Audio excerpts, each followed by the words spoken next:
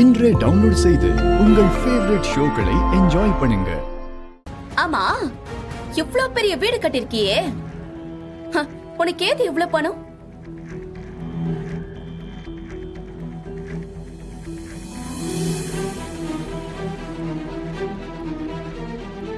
என்னது? இவ்ளோ பெரிய வீடு கட்டிருக்கல்ல,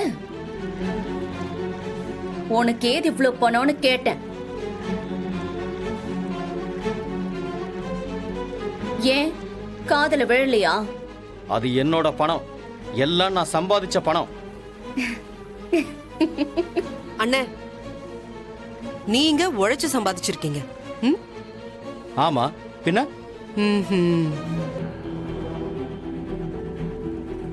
நான் என்ன சும்மா வீட்டுல விட்டத்தை பார்த்து படுத்துட்டு இருந்தேனா? நானும் ஒரு கம்பெனி எம்ப்ளாய். மாசம் வாங்கின சம்பளத்தை சேர்த்து வச்சு இந்த வீட்டை கட்டியிருக்கேன்.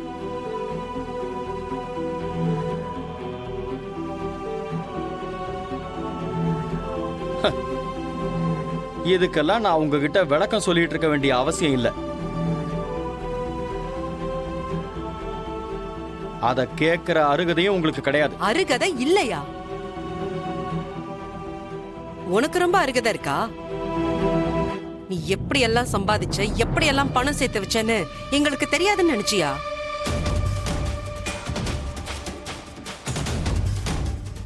பாரு, நீ என்ன வேணாலும் பண்ணிட்டு போ, அது எங்களுக்கு பிரச்சனை இல்லை. ஆனா பாட்டியோட மெடிக்கல் செலவுக்காக வச்சிருந்த அப்பாவோட இன்சூரன்ஸ் பணத்தை ஏமாத்திருக்கியே.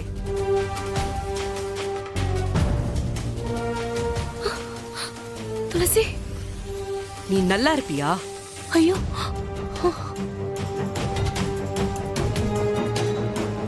துளசி என்ன சொல்றீங்க?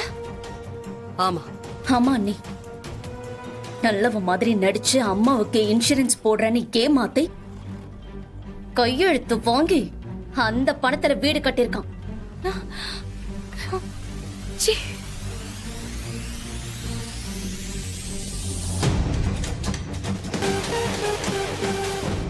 ஏய், நீ எல்லாம் ஒரு மனுஷனாடா?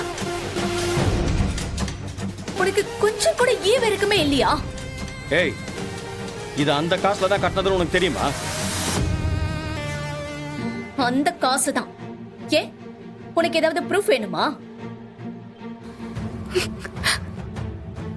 அந்த இன்சூரன்ஸ் ஏஜென்ட்ட நேர்ல வந்து சொல்லட்டுமா?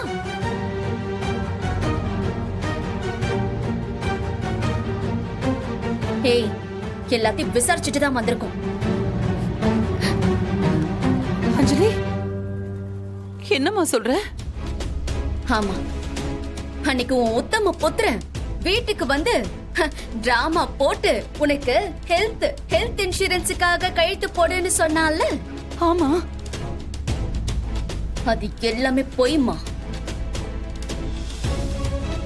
அப்படி ஒரு டாக்குமெண்ட காமிச்சு உன்கிட்ட கையெழுத்து வாங்கி மொத்த பணத்தையும் இவன் சுருட்டி இருக்கான். ஐயோ கடவுளே! ஏய் அஞ்சலி, வயசுல மூத்தவன் நானு. அவன் இவன் சொல்ற வேலையெல்லாம் வச்சுக்காத. ஓஹோ, இவ்வளவு நடந்ததுக்கு அப்புறமும் உங்களை நான் சாரன் கூப்பிடணுமா இல்ல அண்ணனை கூப்பிடணுமா?